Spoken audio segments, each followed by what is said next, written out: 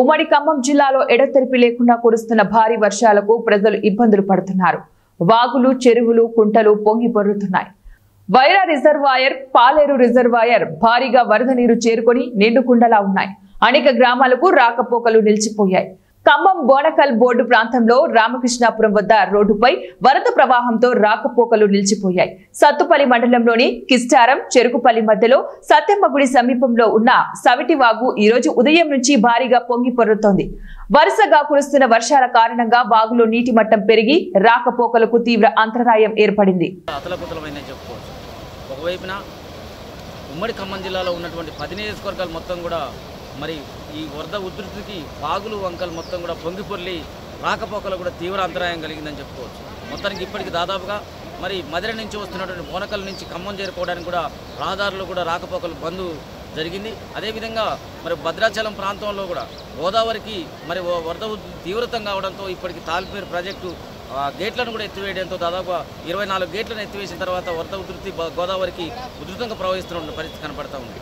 ఏదేమైనా మొత్తానికి గత 2 రోజులుగా కురుస్తున్నటువంటి భారీ వర్షాలకు మరి ఉమ్మడి ఖమ్మం జిల్లా అతలకుతలం అయిందంటే మరి అవుననే సమాధానం వస్తూ ఉంది. ఒకవైపున ప్రజలకు తీవ్రమైన ఆటంకం కలుగుతున్నటువంటి పరిస్థితి కనపడతా ఉంది.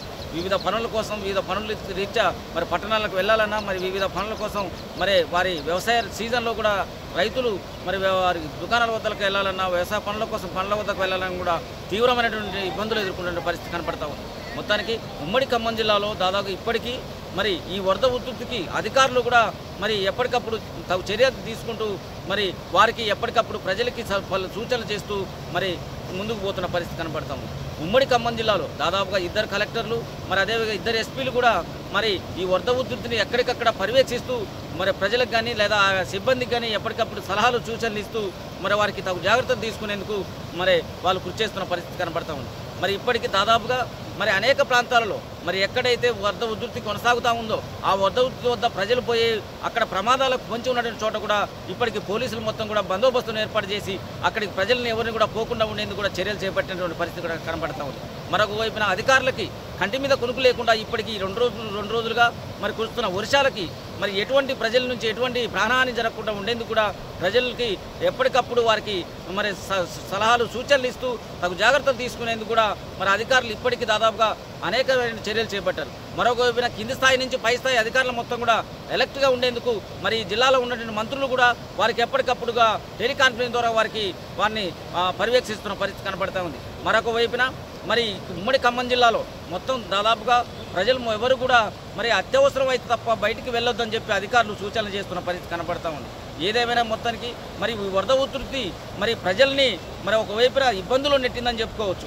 ఈ వ్యవసాయ సీజను మరొక వైపున మరి విద్యార్థులు పాఠశాలకు వెళ్ళాలన్నా లేదా ప్రజలు వివిధ పనులతో బయటకు వెళ్ళాలని కూడా తీవ్ర ఇబ్బందులు గురయ్యేటువంటి పరిస్థితి కనపడతా ఉంది. ఏదేమైనా మొత్తానికి ఉమ్మడి ఖమ్మం జిల్లాలో మరి ఈ ఎడతెరిపి లేకుండా ఈ వర్షాలు ఏవైతే ఉన్నాయో ఈ వర్షాల ఫలితంగా మరొక వైపున వినాయక చవితి కూడా పండగ మరి వచ్చిన ఈ నేపథ్యంలో మరి అక్కడ కూడా పూజలు నిర్వహించుకోవడానికి కూడా ఈ వర్షం తీవ్ర ఆటంకిగా మారిందని చెప్పుకోవచ్చు. అయినా పూజారులు సైతం భక్తి శ్రద్ధలతోనే ప్రజలు కూడా ఆయా ఇబ్బందులతోనే ఆ పూజలను కూడా నిర్వహిస్తున్న పరిస్థితి కనపడతా ఉంది.